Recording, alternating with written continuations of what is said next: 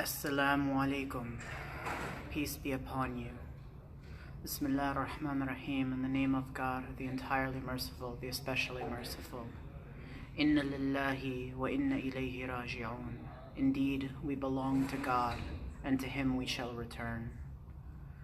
Today we've heard incredibly devastating news that many innocent people in New Zealand were killed in a monstrosity of an attack against a mosque, 2 mosques. And one of the questions that has come up in our groups many, many times is, how do we deal with death and loss? These are not skills that you need to pull out of your toolbox, once a year or once a century. These are essential skills that we need to come to grips with in order to live a happy and productive life. And not just a productive life, but a spiritually blessed life. Because loss is an inevitable part of the life of this dunya. In the akhirah, we don't have loss. In the afterlife, we don't have loss. We don't have death. Those don't exist anymore. But in order to thrive in this life, one of the essential skills is to be able to handle loss and death. And many people have been asking me questions about death, about morbid thoughts about death, about thinking about death, about being afraid of death. And all of them ultimately sum down to the ability to deal with loss in our lives. And I want to share some advice and some tips for handling the stresses of life and handling loss and death with grace and fortitude. So I want to begin with the victims of the heinous shooting. What can we say about the lives that were lost? But another way of asking the question is, what can we say about the lives that were gained? By looking at loss as an opportunity for benefit rather than only a tragedy, we're able to see the benefit of what happens in our lives. Now, by no stretch of the imagination is it a good thing that these people were killed. But think about what is going to happen with their souls. They're getting, if you die in the state of prayer, if you are killed in the state of prayer, you die the death of a martyr. That's everlasting paradise for eternity. If you are a victim of crimes and murder, remember that the one who did the sin will take all of your bad deeds.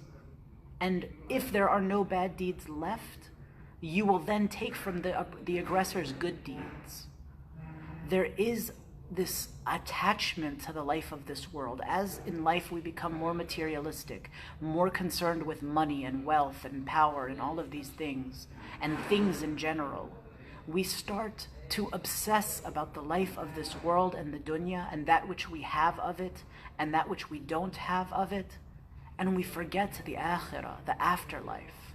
The afterlife is the great equalizer where all of the difficulties that we face in the life of this world will be recompensed, balanced, and justice will be served.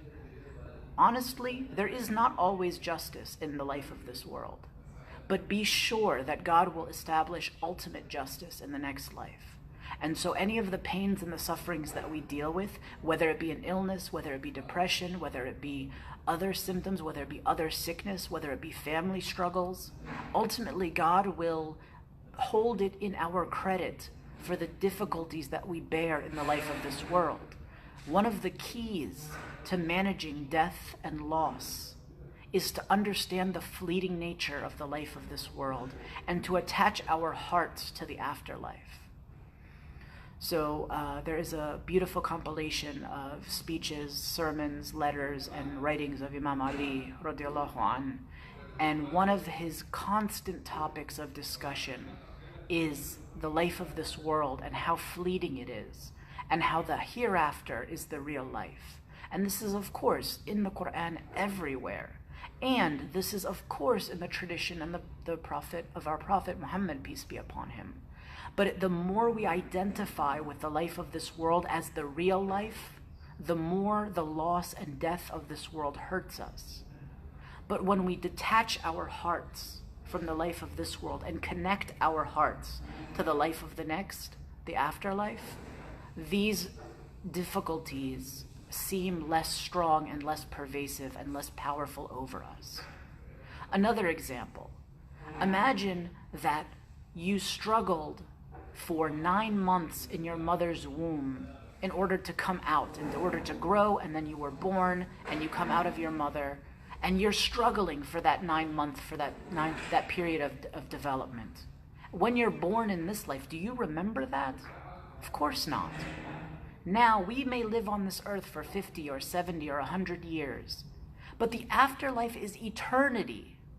If you look at 1 trillion years, even 100 trillion years, will you remember the struggles of 100 years when you have trillions of years of paradise? And eternity is not even limited to trillions. Why are we so upset and stressed and worried about the life of this world? It's because we've built our house here. Rather than realizing we are travelers passing on a journey, and we will not stay here very long. The next life is where our true house is. May we be blessed and be able to build our homes for the next life. But again, that doesn't change the reality that there are difficulties that we have to manage in this life. And Allah in Islam gives us ways of managing stress and managing loss and managing death. It's a reality. It's not something that only happens once in a while. No, loss is a constant of the life of this world. And many of the skills that I teach and that I'm bringing up in these different videos and helping people to overcome depression and anxiety and other illnesses and other sicknesses and other worries, it all has to do with how do you manage the losses of life. And so I want to share with you that it is okay to experience the pain of loss and death. It doesn't mean that we don't feel pain. It doesn't mean that we stuff our feelings. It doesn't mean that we say it doesn't matter. But we place it into proper perspective. The life of this world is short and fleeting, and the next life is eternal and forever. And we understand that in the life of this world, to manage stress and to manage loss and death, we have to experience our feelings, allow ourselves to feel, and go through the grief cycle. Now, what is the grief cycle? I can give you an example from my own life.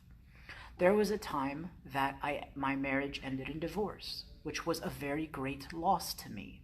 I'm not able to see my children as much as I used to be able to. There are many difficulties on this way. And it was a loss. It wasn't as serious as death, but it was still a loss. And when I realized that I was feeling such pain, my first inclination was to stuff it.